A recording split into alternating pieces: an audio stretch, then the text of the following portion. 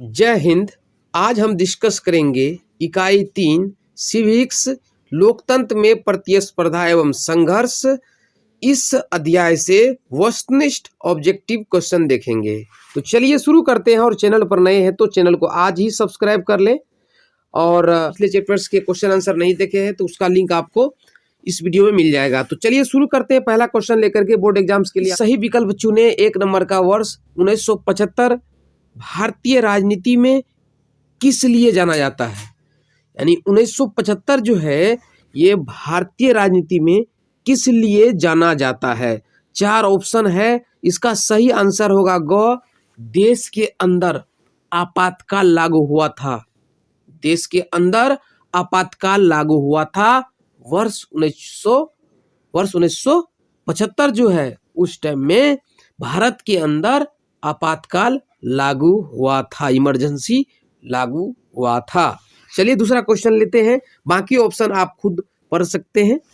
दूसरा प्रश्न है कि भारतीय लोकतंत्र में सत्ता के विरुद्ध जन आक्रोश किस दशक से प्रारंभ हुआ? भारतीय लोकतंत्र में सत्ता के पावर के विरुद्ध जन आक्रोश किस दशक से प्रारंभ हुआ? तो वह 1970 के दशक से, यानी ख नंबर सही होगा। 1970 के दशक से। बिहार में संपूर्ण क्रांति का नेतृत्व निम्नलिखित में से किसने किया? तो संपूर्ण क्रांति का नेतृत्व जयप्रकाश नारायण ने किया। उन्हें जेल भी जाना पड़ा, लेकिन बिहार में संपूर्ण क्रांति का नेतृत्व जयप्रकाश नारायण ने किया। ऑप्शन घ होगा सही।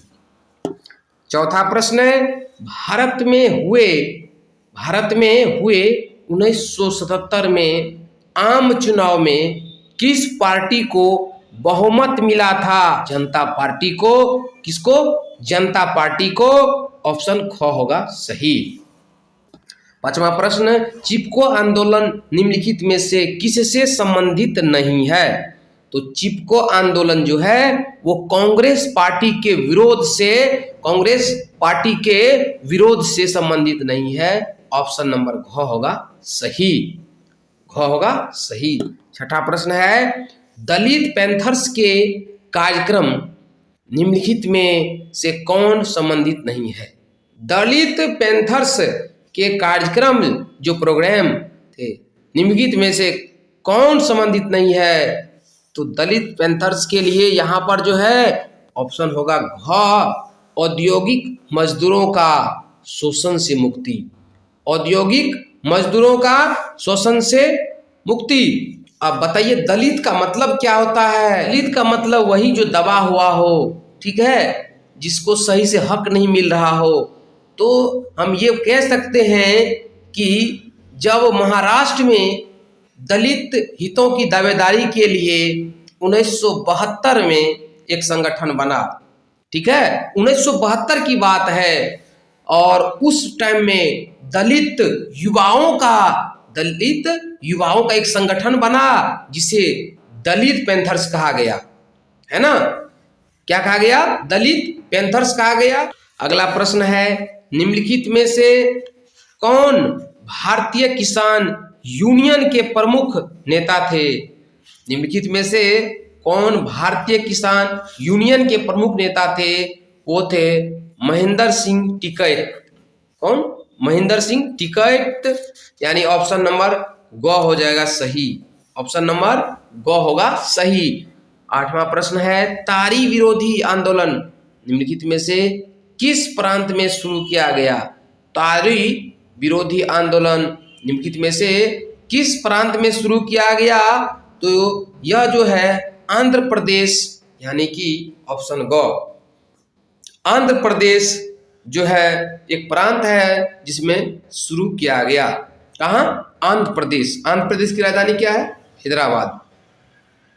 नवा प्रश्न, नर्मदा घाटी परियोजना किन राज्यों से संबंधित है? नर्मदा घाटी परियोजना जो है गुजरात, महाराष्ट्र, मध्य प्रदेश, यानी घ नंबर सही होगा। गुजरात, महाराष्ट्र, मध्य प्रदेश इन राज्यों से संबंधित है नर्मदा घाटी परियोजना। आगे बढ़ते हैं।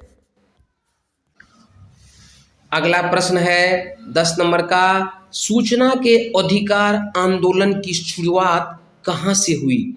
सूचना के अधिकार आंदोलन की शुरुआत राजस्थान से हुई। कहाँ से? राजस्थान। क होगा सही, ऑप्शन क। और 11 नंबर है कि सूचना के अधिकार संबंधी कानून कब बना? सूचना के अधिकार संबंधी कानून 2005 में बना। 2005, ऑप्शन ख होगा सही, ऑप्शन ख। 12वां प्रश्न है, नेपाल में सप्तदलीय गठबंधन का मुख्य उद्देश्य क्या है? नेपाल में सप्त मतलब 7 होता है, 7 दलीय गठबंधन का मुख्य उद्देश्य है लोकतंत्र की स्थापना करना। लोकतंत्र की स्थापना करना, ऑप्शन ख, ऑप्शन ख होगा सही, लोकतंत्र की स्थापना करना। 13वां प्रश्न है, बोलीविया में जनसंघर्ष का मुख्य कारण थे। बोलीविया जो देश है वहां पर जनसंघर्ष का मुख्य कारण पानी की कीमत में वृद्धि। पानी की कीमत में वृद्धि, ऑप्शन क होगा सही। 14वां प्रश्न, श्रीलंका कब आजाद हुआ? श्रीलंका कब आजाद हुआ? 1948 में। 1948 में। और भारत कब आजाद हुआ? 1947 में। तो श्रीलंका जो है 1948 में आजाद हुआ, ऑप्शन ख होगा सही। 15 नंबर, राजनीतिक दल का आशय है। राजनीतिक दल का आशय होगा यहाँ पर, वो है व्यक्तियों के समूह से। व्यक्तियों के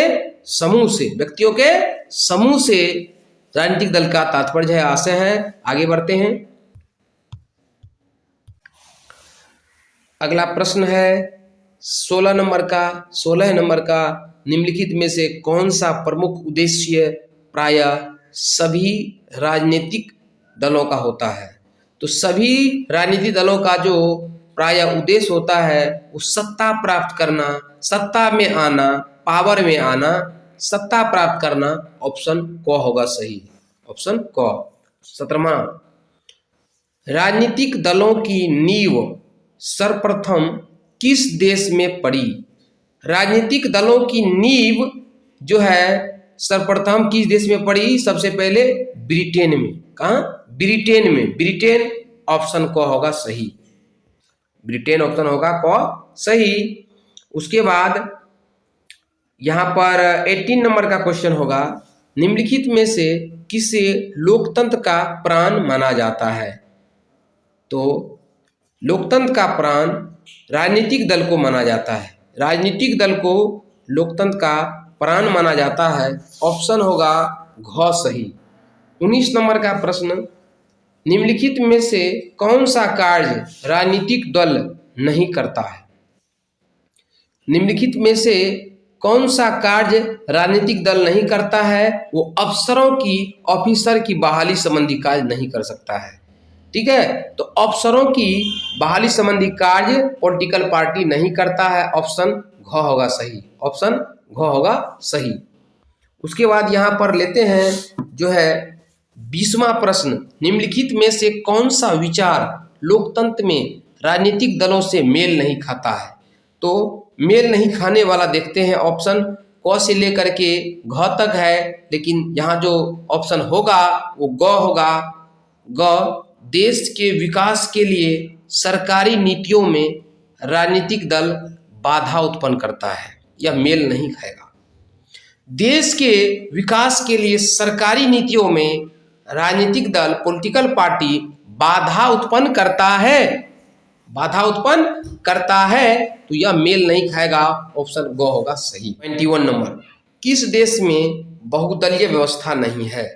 तो ब्रिटेन जो है, ब्रिटेन, यहाँ पर घ नंबर, वहाँ बहुदलीय व्यवस्था नहीं है। ब्रिटेन में बहुदलीय व्यवस्था नहीं है। किस देश में? ब्रिटेन में, घ होगा सही। 22वां प्रश्न है, गठबंधन की सरकार बनाने की संभावना किस प्रकार की दलीय व्यवस्था में रहती है? गठबंधन की सरकार बनाने की संभावना बहुदलीय व्यवस्था, यानी जिसमें एक से अधिक दल होते हैं, दो या दो से अधिक दल होते हैं, तो बहुदलीय व्यवस्था, गठबंधन की सरकार बनाने की संभावना बहुदलीय व्यवस्था में रहती है। और यहाँ पर 22 के लिए उत्तर होगा ग को सही करेंगे। गौ सही है। 23वां प्रश्न है, किसी भी देश में राजनीतिक स्थायित्व के लिए निम्नलिखित में से क्या नहीं आवश्यक है? किसी भी देश में राजनीतिक स्थायित्व के लिए निम्नलिखित में से क्या आवश्यक नहीं है? तो वो है घ नंबर, सरकार द्वारा विरोधी दलों को नजरबंद करना। सरकार द्वारा जो विरोधी दल होते हैं, जो विरोध करने वाले दल होते हैं, को नजरबंद करना, घ होगा सही। 24वां प्रश्न, निम्नलिखित में से कौन सी चुनौती राजनीतिक दलों की नहीं है? निम्नलिखित में से कौन सी चुनौती राजनीतिक दलों की नहीं है? 24 के लिए आंसर होगा घ, विपरीत सिद्धांत रखने वाले राजनीतिक दलों से गठबंधन करना। विपरीत विचार यानी कि अपोजिट जो है प्रिंसिपल रखने वाले जो पॉलिटिकल पार्टीज है, उनसे गठबंधन करना, यह जो है दलों की चुनौती नहीं है। ये चुनौती राजनीतिक दलों की नहीं है, ऑप्शन घ होगा सही। 25वां, दल बदल कानून निम्नलिखित में से किस पर लागू होता है?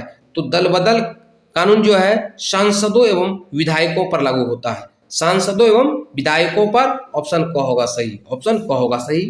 26वां प्रश्न है, यहाँ पर राजनीतिक दलों की मान्यता और उसका चिन्ह किसके द्वारा प्रदान किया जाता है? राजनीतिक दलों की मान्यता और उसका चिन्ह निर्वाचन आयोग द्वारा प्रदान किया जाता है, निर्वाचन आयोग, ऑप्शन ग होगा सही, ऑप्शन ग होगा सही। 27वां प्रश्न है, निम्नलिखित में से कौन राष्ट्रीय दल नहीं है? निम्नलिखित में से कौन राष्ट्रीय दल नहीं है? लोक जनशक्ति पार्टी यानी लोजपा, लोक जनशक्ति पार्टी जो है राष्ट्रीय दल नहीं है। 27 के लिए ग होगा सही, क्या होगा? ग होगा सही। अगला प्रश्न है 28 नंबर का कि जनता दल यूनाइटेड पार्टी का गठन कब हुआ? जनता दल यूनाइटेड पार्टी यानी जेडीयू का गठन 1999 में हुआ। कब हुआ? 1999 में, ऑप्शन ख होगा सही, ऑप्शन ख।